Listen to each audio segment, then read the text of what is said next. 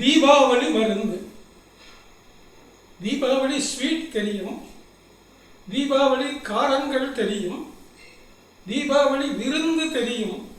அது என்ன தீபாவளி மருந்து அப்படின்னு நீங்க யோசிக்கிறீர்கள் இல்லையா? அந்த காலத்துல பாட்டிமார்கள் வீட்டிலே 2 மருந்து தயாரிப்பார்கள்.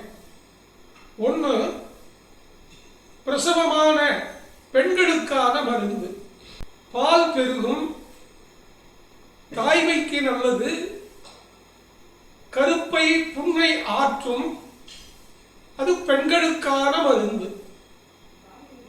2வது தீபாவளி மருந்து. நிறைய நாட்டு மருந்துகள் சேர்த்துவார். கருப்பா இருக்கும் ஒரு உருண்டை, அந்தந்த வயசுக்கு தகுந்த மாதிரி உருண்டை சின்னதா பெருசா கொடுப்பா.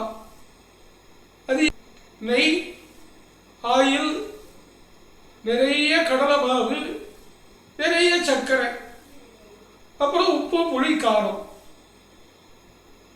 ரொம்ப பிரியமா சாப்பிடுவோம். இந்த மாவு பொருள் கார்போஹைட்ரேட் நிறைய உள்ள போகும்,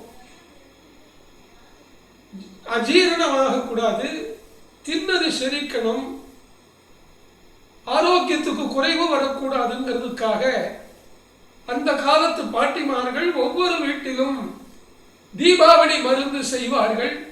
நாட்டு மருந்து கடைக்கு போனா கண்டிப்பா ஒவ்வொரு பெரிய நகரங்களிலும் ஊர்களிலும் நாட்டு மருந்து கடையில தீபாவளி மருந்து அப்படிங்கிற லேகியம், அது ஒரு சித்த மருந்து, சித்த வைத்திய மருந்து.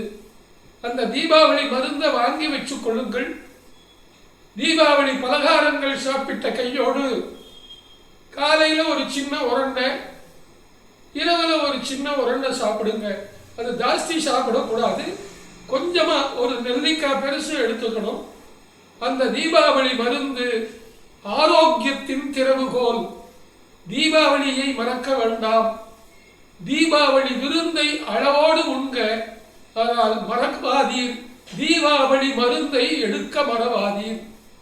நடக்கட்டும். எல்லோருக்கும் தீபாவளி வாழ்த்துக்கள்.